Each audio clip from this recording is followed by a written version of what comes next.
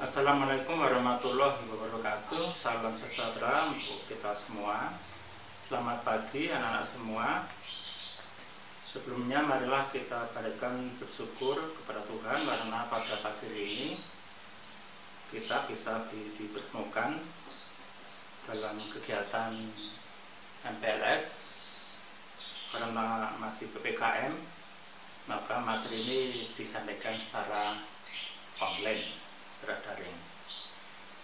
Sebelumnya saya ucapkan selamat kepada anak-anakku sekalian. Kalian adalah anak-anak yang terpilih, yang terseleksi dari sekian banyak anak yang berminat untuk masuk ke SMA Batu Cawas. Dan anak-anak adalah orang-orang yang sudah terseleksi baik lewat zonasi, afirmasi, ataupun prestasi atau pindah tugas, sehingga anak-anak wajib minta syukur karena bisa sekolah di SMA Cawas. Kemudian perkenalkan, nama saya Bapak Joko Supatmo, pengajar biologi di SMA Cawas. Dan pada MPLS ini saya ditugasi untuk memberi materi dampak penyalahgunaan narkoba, kemudian anti radikalisme dan anti terorisme. Marilah silakan anak-anak ikuti paparan dari materi ini yang akan Bapak berikan dalam bentuk PPT berikut. Terima kasih. Bahaya penggunaan narkoba. Anak-anakku sekalian yang berbahagia, kenapa kok pemerintah, negara, aparat itu membuat undang-undang yang melarang penggunaan narkoba?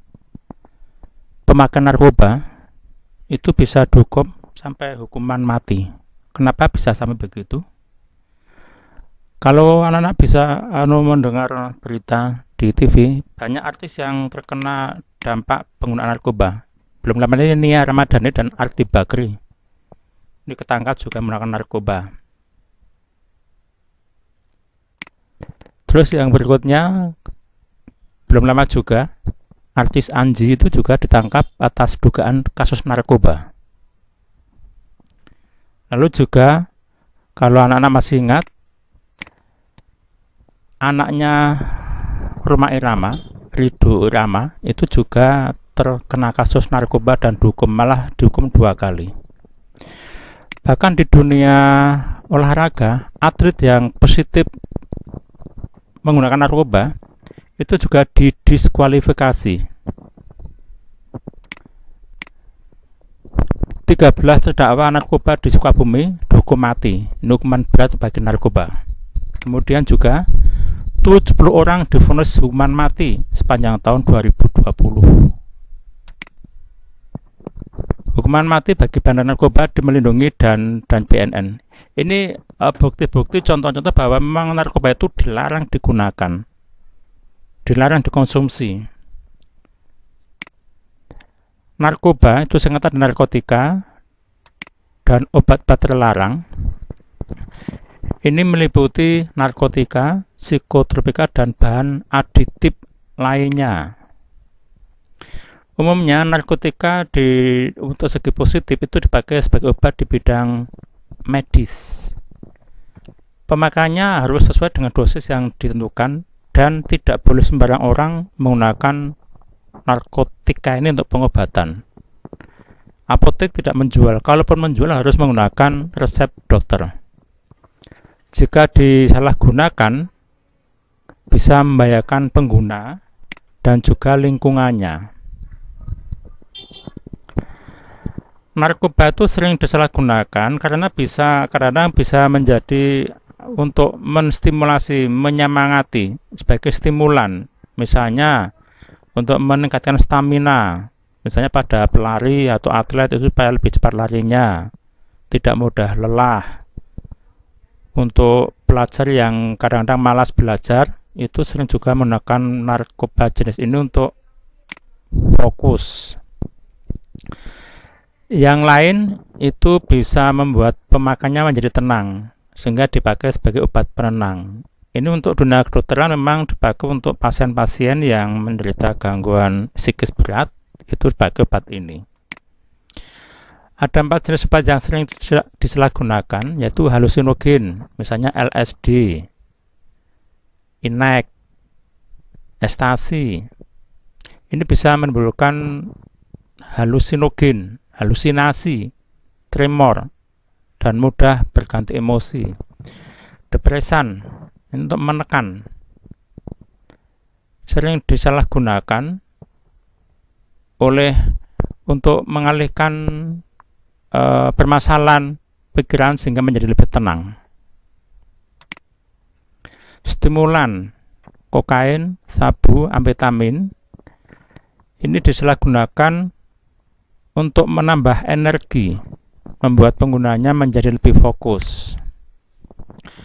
Opioid, misalnya morfin, heroin, itu sebetulnya dipakai untuk penahan rasa sakit, namun digunakan untuk menciptakan rasa kesenangan. Lalu kenapa kok orang-orang pada menggunakan narkoba ini? Pertama, memuaskan rasa ingin tahu atau coba-coba, ingin mengetahui bagaimana tuh rasanya mencicipi narkoba. Ikut-ikutan dan solidaritas teman. Kalau dalam suatu lingkungan, itu kalau salah satu menggunakan, maka yang lainnya akan berpartisipasi, bergabung, supaya tidak merasa dikucilkan. Lalu mengikuti tren dan ingin berlihat gaya.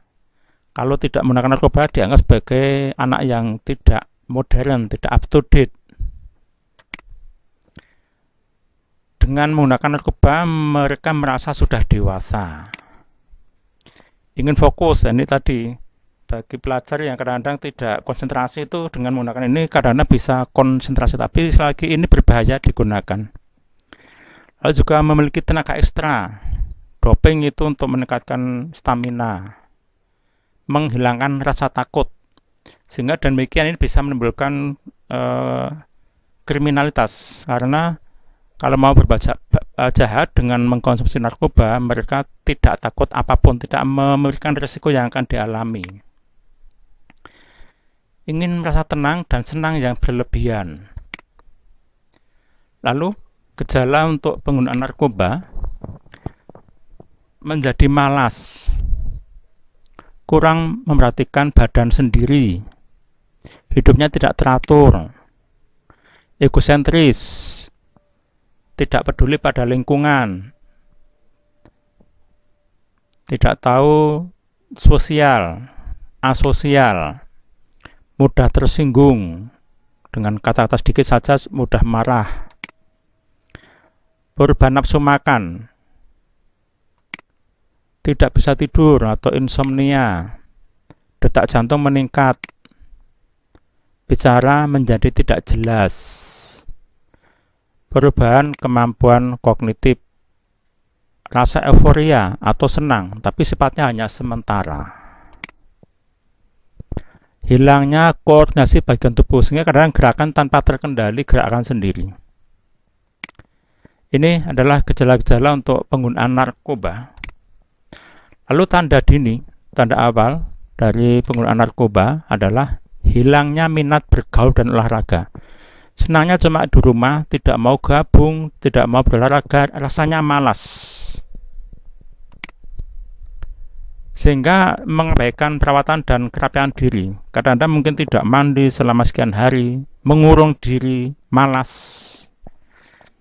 Disiplin pribadi mengendur, tidak punya disiplin. Ini suka menyendiri,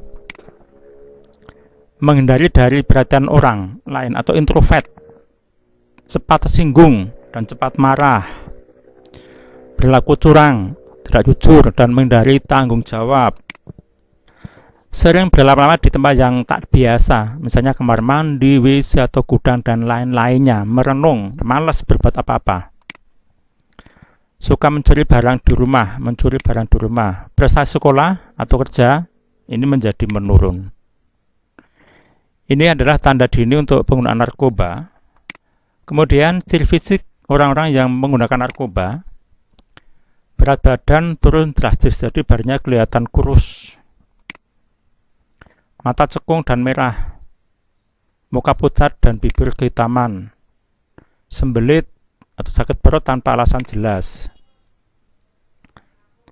Tanda bintik merah seperti bekas gigitan nyamuk, ada bekas luka sayatan, ada perubahan warna kulit di tempat bekas suntikan, mengeluarkan air mata yang berlebihan, berkeringat yang juga berlebihan, kepala sering nyeri, persendian ngilu, banyak lendir dari hidung, diare, bulu kuduk berdiri, sukar tidur, tapi sering menguap. Itu adalah ciri fisik penggunaan pengguna dari narkoba. Lalu secara fisiknya, dampak yang ditimbulkannya, narkoba itu adalah zat yang menimbulkan ketagihan atau ketergantungan. Kalau sudah menggunakan narkoba, itu kalau tidak menggunakan narkoba, tidak bisa fokus, tidak bisa semangat, tidak punya keinginan apa-apa. Jadi mereka hanya bisa bergerak, beraktivitas kembali kalau dengan menggunakan narkoba. Dan celakanya, dosis yang dipakai itu makin lama harus makin tinggi, sehingga terjadi ketergantungan. Mentalnya terganggu, tidak bisa berpikir secara rasional. Ada gangguan kesehatan, gangguan saraf, jantung, paru-paru, ginjal. Kemudian bagi pemakai jarum suntik, ini mudah untuk menularkan penyakit berbahaya. AIDS misalnya, itu bisa menular lewat penggunaan jarum suntik yang dipakai berkali-kali. Cenderung menjadi pelaku kejahatan. Ini bisa dimaklumi karena orang-orang yang sering mengkonsumsi narkoba itu kan butuh narkoba terus untuk bisa eksis. Kalau dia tidak punya narkoba, akan mencari jalan pintas dengan cara menjadi pelaku kejahatan, menjamret dan sebagainya, yang uangnya nanti dipakai untuk membeli narkoba. Mengakibatkan kematian. Ini adalah dampak-dampak narkoba secara fisik. Dampak secara kejiwaan, labil. Labil itu mudah sekali terserang emosinya. Mentalnya tidak kuat, cepat memberontak. Kalau diberitahu, dinasihati, itu gampang emosi. Tertutup dan penuh rahasia. Sering berbohong dan suka mencuri. Menjadi sensitif, kasar, dan tidak sopan. Memiliki kecurigaan yang berlebihan terhadap semua orang. Semua orang dianggap musuh bagi orang-orang yang sudah kecanduan narkoba ini. Menjadi malas dan tentu saja prestasi belajar akan menurun. Akal sehat tidak berperan, berpikir irasional, sehingga berbuat apapun itu tidak pernah terpikirkan dampak dan akibatnya. Berbuat kejahatan itu bagi mereka hal yang biasa, karena tidak punya pikiran yang rasional. Kemudian anak-anak, ini adalah dampak-dampak penggunaan narkoba. Lalu bagaimana supaya anak-anak itu terhindar dari pemakaian narkoba? Bererat diri dengan keimanan dan ketakwaan serta berbukti luhur. Yang beragama Islam tetap sholat 5 waktu, ke masjid dan sering berdiskusi dengan teman-temannya. Kemudian yang beragama Kristen, Katolik, sering beribadah ke gereja dan sebagainya. Membiasakan diri berpola hidup sehat, makan yang bergizi, olahraga, dan tetap beraktivitas biasa.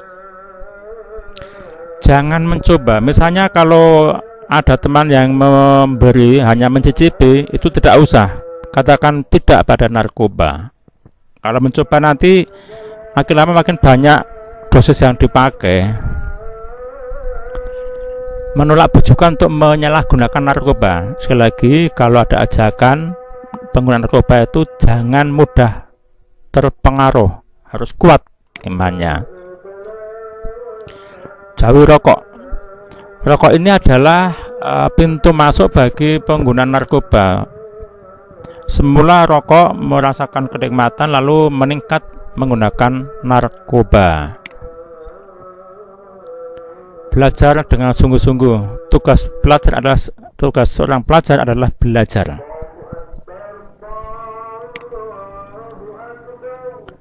Mengisi waktu luang dengan kegiatan yang lebih bermanfaat, yang positif. Arahkan potensi, minat, talenta yang anak-anak miliki dan dikembangkan. Kalau main musik ya main musik, olahraga dan sebagainya itu lebih berguna dan mengalahkan perhatian. Jangan hanya sering termenung. Hindari tindakan yang tidak bermanfaat. Selektif dalam memilih teman bergaul. Teman pergaulan itu menentukan karakter seseorang. Meskipun dari keluarga yang baik, tapi kalau pergaulannya dengan kelompok yang kurang baik, nanti dia akan tiru-tiru itu. Maka carilah teman-teman yang menuju ke kebaikan, memiliki hobi dan aktivitas yang positif. Dan ingat masa depan. Kalau anak dari sekarang sudah menggunakan narkoba, nanti masa depan akan suram. Tidak punya prestasi, tidak bisa bekerja, dan badannya kurus, sering sakit, dan kalau sampai ketahuan juga akan terkena dampak pidana. Jadi, katakan yes pada prestasi dan tidak pada narkoba. Katakan tidak pada narkoba. Selamatkan Indonesia dari serangan narkoba. Selanjutnya kita akan masuk materi yang berikutnya, yaitu anti radikalisme. Untuk radikalisme itu sendiri diatur atau diurusi oleh badan yang namanya BNPT, Badan Nasional Penanggulangan Terorisme. Indonesia itu merupakan target radikalisme dan terorisme karena satu, keragaman paham dan keyakinan beragama yang banyak sekali. Banyak gerakan radikal. BNI yang berjihad di luar negeri yang pulang kembali ke Indonesia itu seringkali membawa paham-paham radikal. 4. Kepulangan WNI dari Suriah ke Indonesia yang memicu persebaran benih radikalisme dan terorisme. Kesenjangan sosial dan ekonomi. Kualitas SDM banyak yang masih rendah. Untuk radikalisme itu bukan hanya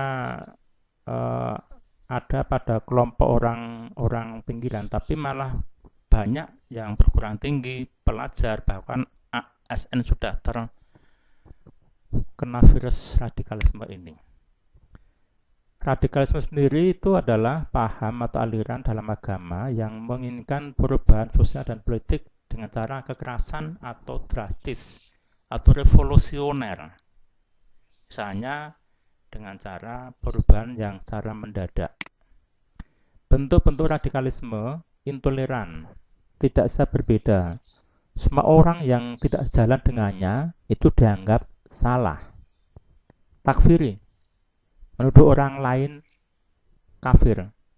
Orang yang berbeda dengan keyakinan mereka, kaidah mereka itu dianggap kafir. Baik dalam satu agama, apalagi dalam agama yang lain. Sering ada istilah kafir untuk yang tidak sepaham dengan mereka. Menolak NKRI, ingin mengganti dengan keyakinan atau negara lain. Paham lain. Menolak Pancasila akan mengganti asas tunggal Pancasila dengan asas yang lain. Menolak kebenaran yang lain. Menolak adat istiadat budaya yang tidak ada dalam ajaran agama yang diyakininya. Jadi radikalisme intoleran. Jadi sekali lagi tidak mau menghargai pendapat dan keyakinan orang lain.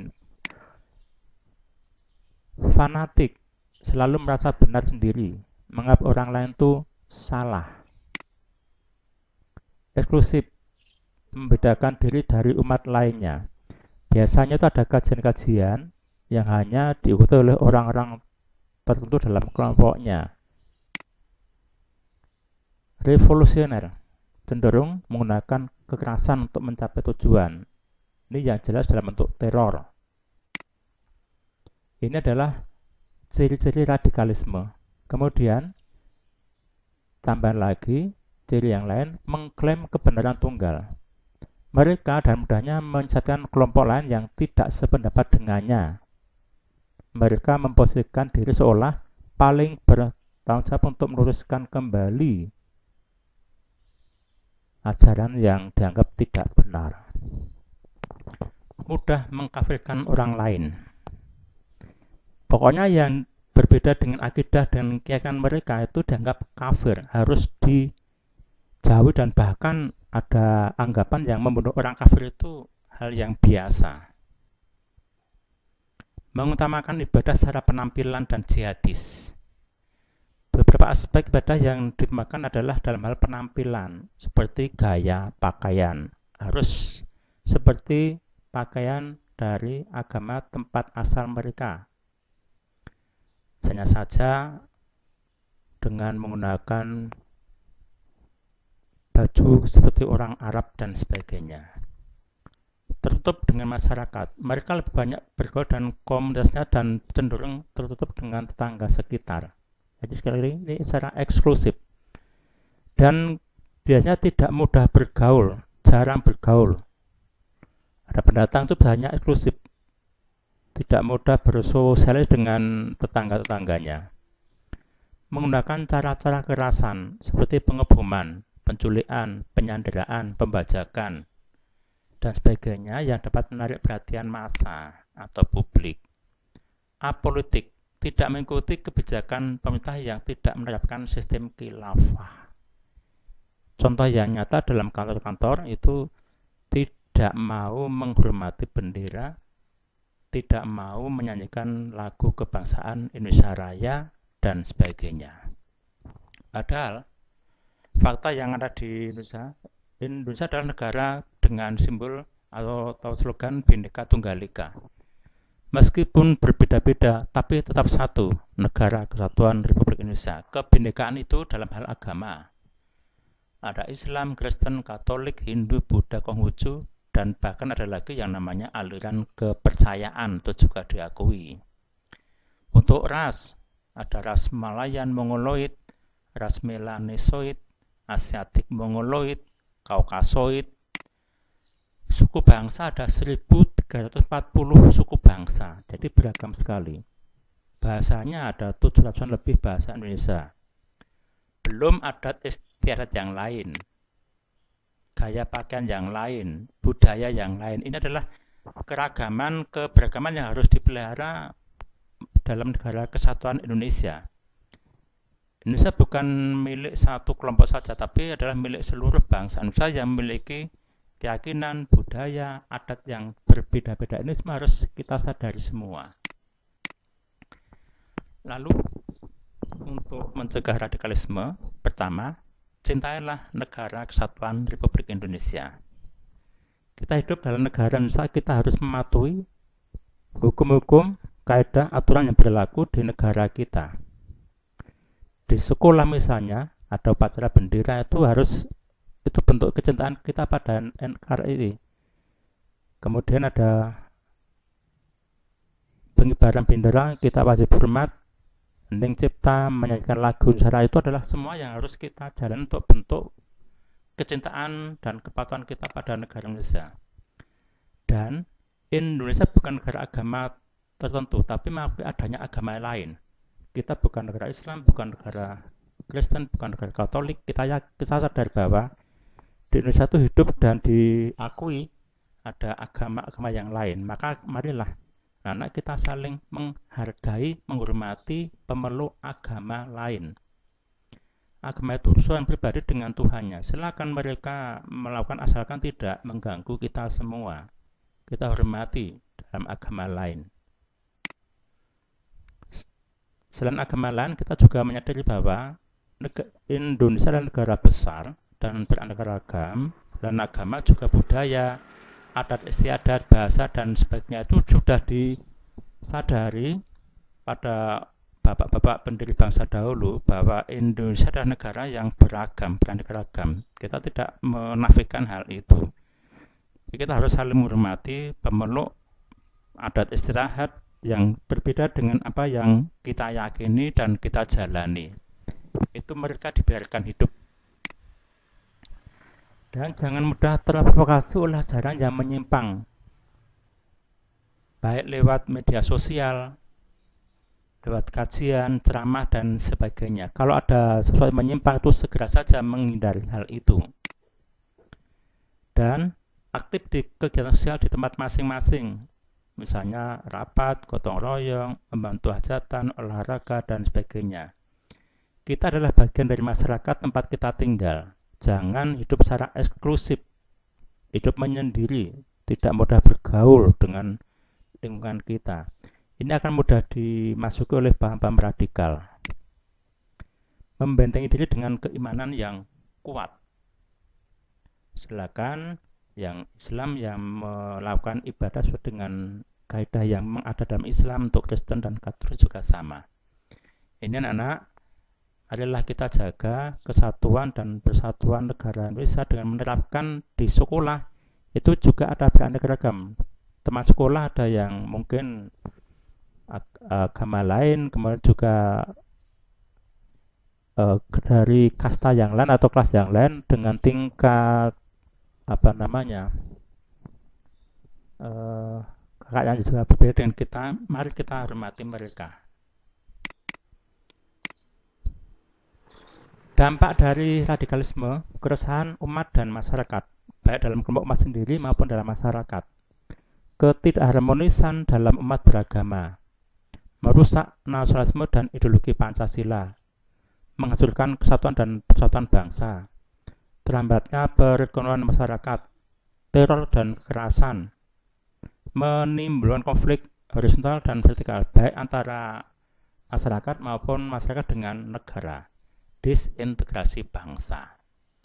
Ini gambaran dari dampak-dampak dari radikalisme, pengeboman, teror, dan sebagainya. Maka marilah kita menjaga kesatuan dan persatuan negara kita. Kemudian, ini harus kita camkan ini, basmi radikalisme, Pancasila berdaulat bangsa dan negara selain tolak radikalisme dan anti Pancasila. Lalu, anti korupsi. Korupsi adalah setiap orang yang secara melawan hukum melakukan perbuatan memperkaya diri sendiri atau orang lain atau korporasi yang merugikan negara atau perekonomian negara, dipidana penjara paling singkat 4 tahun, paling lama hukuman mati, dan sejumlah denda. Dampak ekonomi dari korupsi adalah melambatnya pertumbuhan ekonomi negara, menurunnya investasi, berkurangnya kepercayaan investor baik lokal maupun asing, meningkatnya kemiskinan, meningkatnya ketimpangan pendapatan, rusaknya sendi-sendi kehidupan masyarakat, terhambatnya ekonomi dan daya saing. Dan pahami bahwa korupsi tidak selalu dalam bentuk daun uang, dan itu penggunaan fasilitas dan jabatan bisa dipakai sebagai termasuk korupsi, atau sekarang juga disebut gratifikasi dalam bentuk barang, itu juga korupsi. Pencegahan korupsi, penanaman kejujuran sejak dini. Waktu masih kita belajar, anak-anak, bersikaplah secara jujur. Misalnya di kantin itu ada sekarang namanya kantin kejujuran. Tidak usah ada yang menunggu, cukup ada kotak, nanti anak-anak tuh beli apa, hitung sendiri dan masukkan sendiri. Itu sikap dan jujur. Kemudian mengerjakan soal dengan kemampuan diri sendiri. Kalau sejak awal anak sudah tidak jujur, akan menjadi benih-benih untuk ketidakjujuran di masa depan yang bisa menimbulkan korupsi. Disiplin dan taat hukum yang berlaku. Kalau di sekolah ada aturan sekolah, itu anak-anak harus patuh dan menjalankannya. Utamakan kepentingan umum di atas kepentingan pribadi. Menjauhi sikap ingin memiliki sesuatu yang bukan haknya. Kalau memang itu bukan haknya, harus kita kembalikan. Misalnya kita menemukan sejumlah barang atau uang, itu bukan milik kita, kembalikan pada yang berhak atau laporkan kepada yang berwajib. Kalau di sekolah ya laporkan kepada pihak sekolah. Hidup dengan dan bersyukur. Ini keadaan sulit. Kita masih merasa tidak bersyukur padahal kita cukup dibanding dengan yang lain. Demikian anak paparan kita untuk dua materi, yaitu anti radikalisme dan anti korupsi. Marilah sekali lagi kita cintai negara dan kesatuan Indonesia dengan melakukan apa yang kita bisa lakukan untuk menjaga kesatuan dan persatuan negara kita. Terima kasih.